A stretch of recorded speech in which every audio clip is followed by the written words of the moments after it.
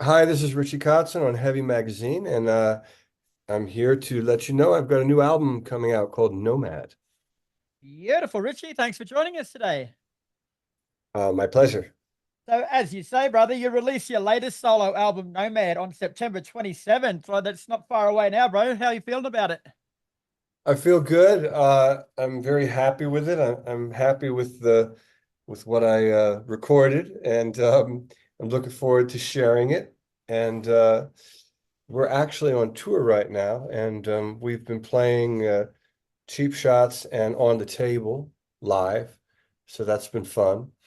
And yeah, I'm looking forward to getting it out there. I hope people are feeling it the same way I do, you know? Yeah.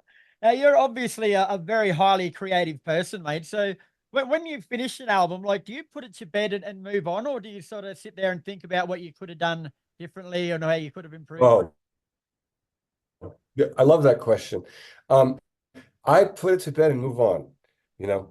I don't like so what happens, I get to the point where I listen to it in the creative process, and it starts to resemble what it was that I was hearing in my mind. And once the speakers are reproducing that accurately, I know I'm finished and I move on. And then what happens is typically I fall into a heavy depression because there was a lot of, you know, stuff happening internally during the creative process that's very exciting and very rewarding.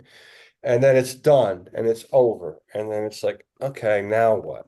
And so, uh, you got to, for me, I got to go off and do some other things. Oftentimes, I have to do something outside of music, like just go, somewhere on the property and start raking leaves or trimming a tree or something. And then wait until the next fire starts to get me inspired. Yeah, cool. So, can you tell us a bit more about Nomad from a musical point of view and what you were going for with the album? Sure. I mean, like most of my albums, it's about, song by song.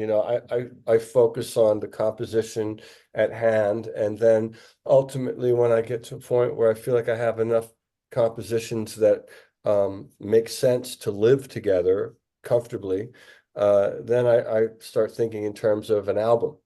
And so for this one, I got to that point where I thought, you know, uh, I have the makings of an album. And I started writing notes like, okay, well, Cheap Shots became very obvious that that's how I wanted to open the record. And then it became very obvious that Nihilist was my last statement that I wanted to make on the album. So that was the closer. And somewhere in there, I started thinking in terms of records that I liked when I was young. And I started realizing that many of them did not have an absurd amount of songs on the album. Many of them had 8, 9, you know. And so I started looking at that and I thought, well, if I was to mirror something that, was happening in my youth with in terms of that, let's see, how would I sequence this? And I started thinking like side A and side B, and I started putting it together that way. And so in my mind, which I've never done that before, I was thinking in terms of like a vinyl album, when I made this record. And it was exciting for me because, that was such a special time for me back in the day, going and buying a record and all that stuff.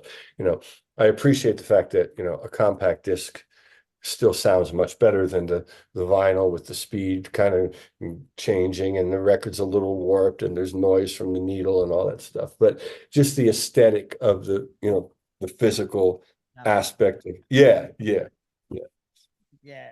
Now, I was fortunate enough to have a listen to the album before this interview, mate, and it's another fantastic effort from you, mate. I don't think you've ever made a bad album, honestly. You've got Thank you. something magic, but there's as well as your sort of rock influences on this, mate. You draw influence from there's hard rock to 70s infused soul and funk. There's a bit of jazz fusion going on, touch of R&B. Like it's a pretty eclectic mix. Is it like was that a goal to cover a lot of different genres? No, and it never is. And so all that stuff, the only time that stuff is disclosed or comes up is when people ask you, and it's a normal thing for someone to ask, but it's like, well, where do you draw your from inspiration from, or this or that? And the fact is that I'm not consciously thinking about any of that, especially at this stage of my life. But if you start really going down the rabbit hole, I have to think back to when I was a child. And so the first concert I ever went to was Stevie Wonder. Mhm. Then it was George Benson. And then shortly after that, I got exposed to hard rock. Then it was Iron Maiden. So if I start going down the rabbit hole of like, well, who did you listen to when you were young?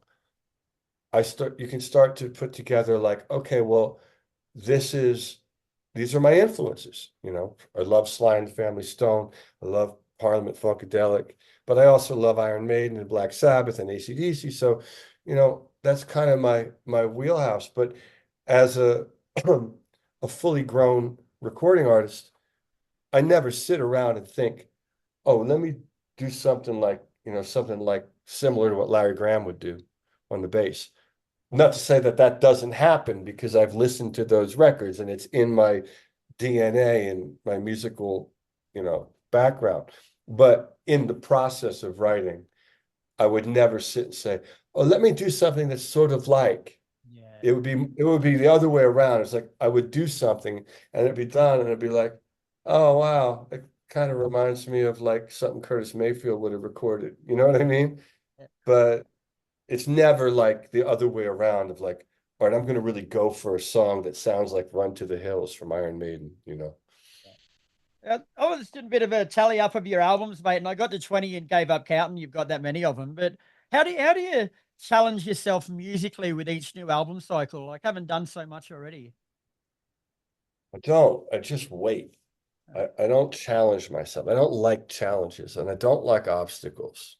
I find them very uninspiring and just, ugh, why bother?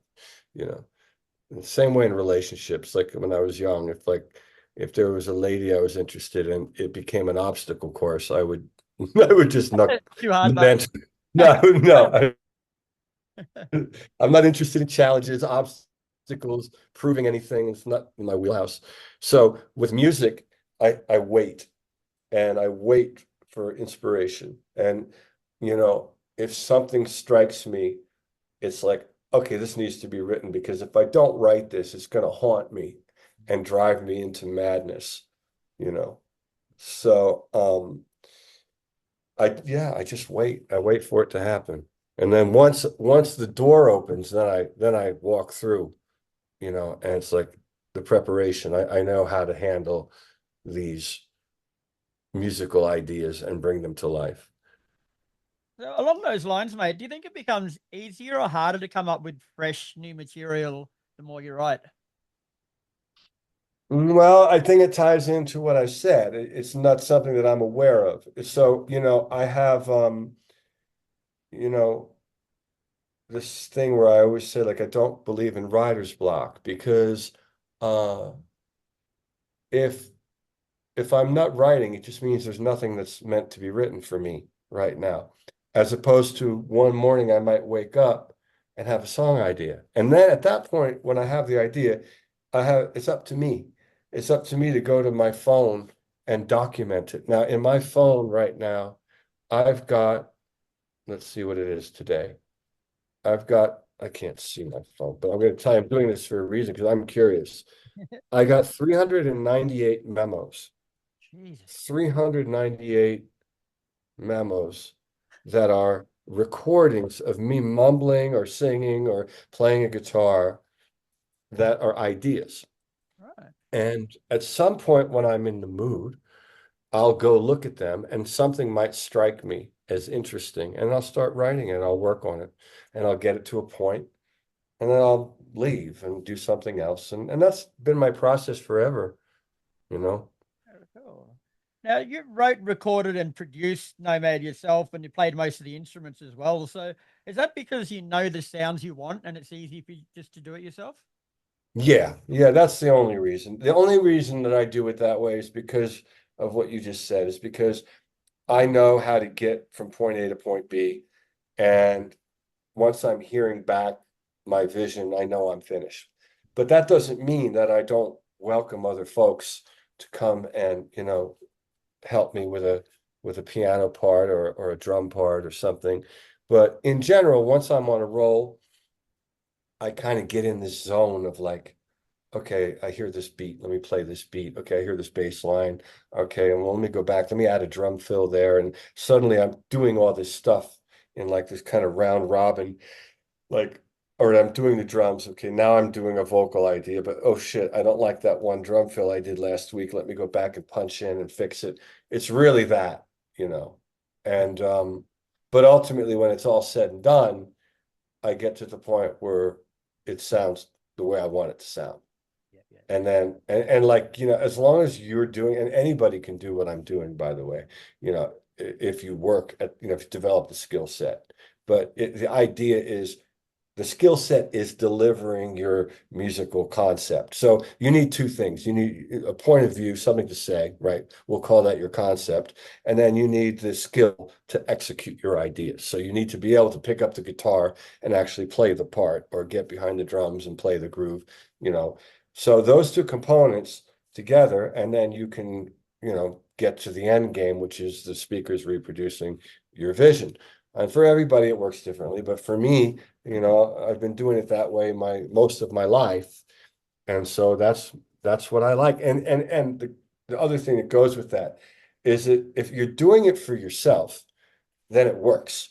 yeah, It'll work. It'll be a success as long as you have the mindset that I'm doing this for my own well-being and my own pleasure.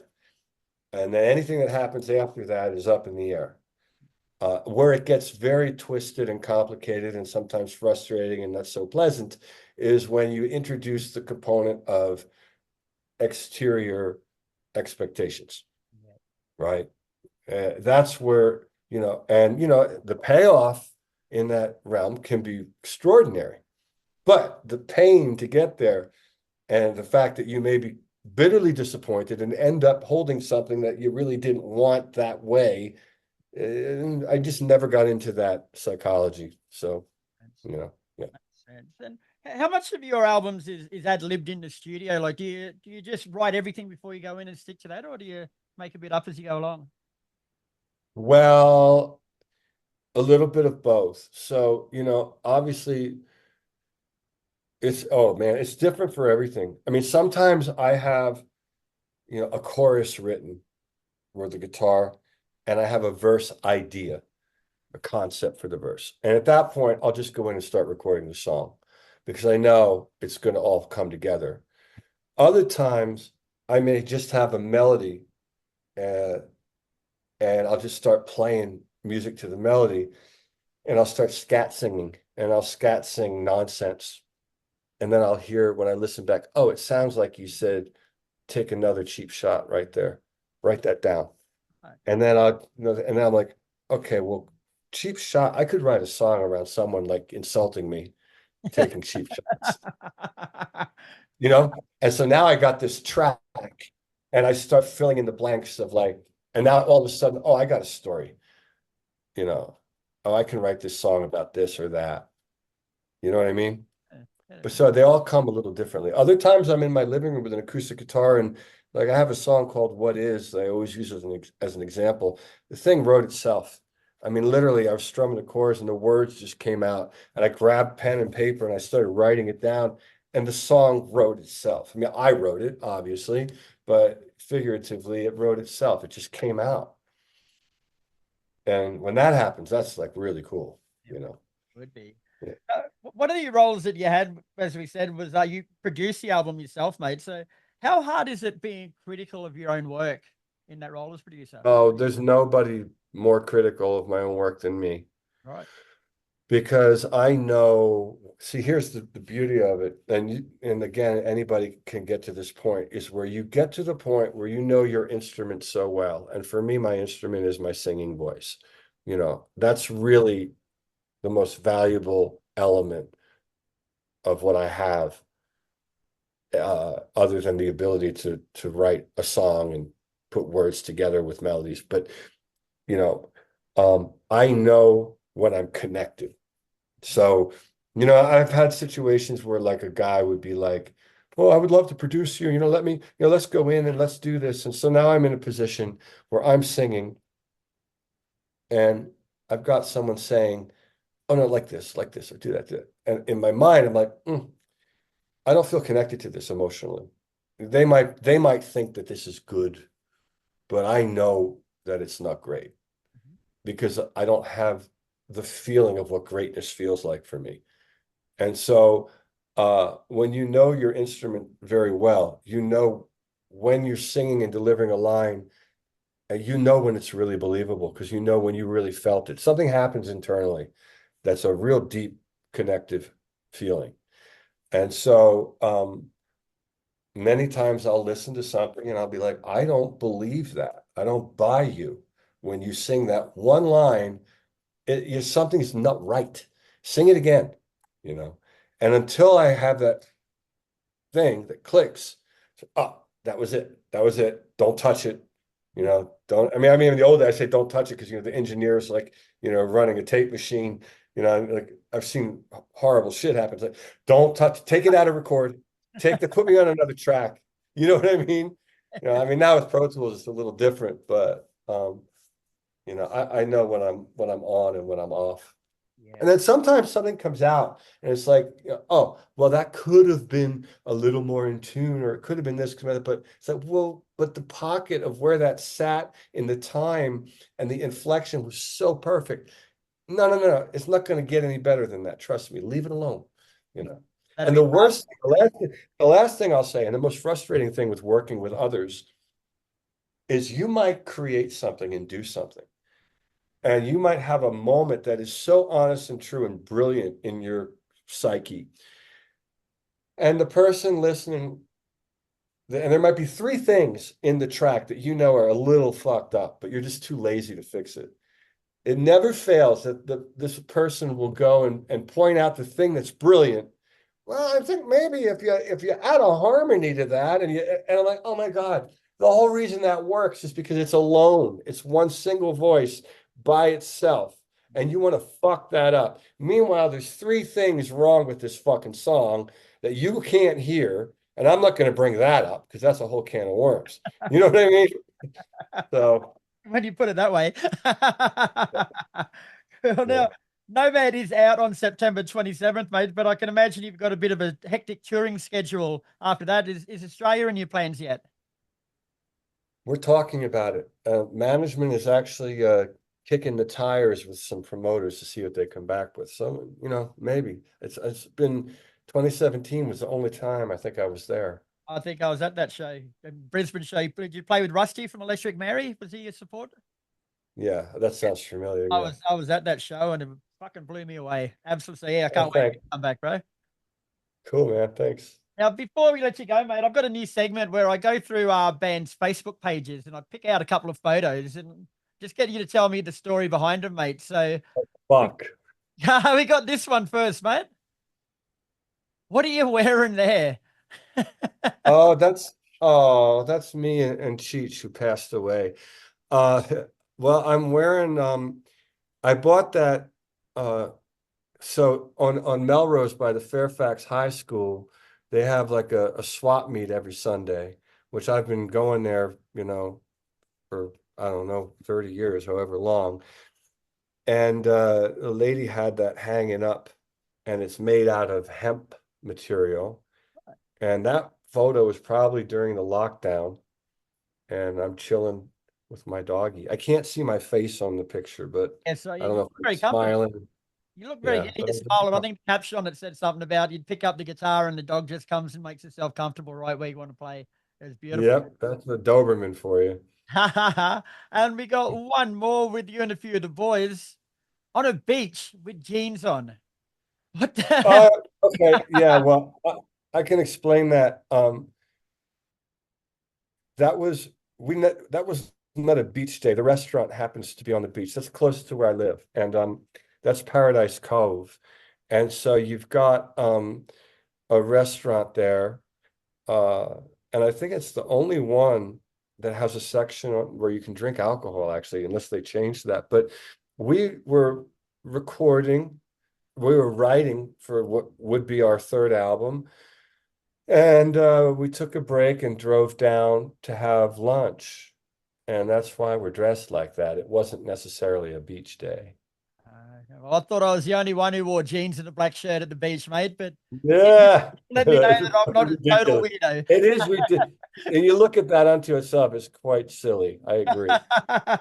Very good. All right, Richie. Well, thanks very much for your time today, mate. It's been an absolute pleasure speaking with you. Nomad is out September 27th, and it's a fucking brilliant album, mate, as usual. So best of luck with it, and we'll see you when you come back to Australia. Okay, thank you. Cheers. Bye.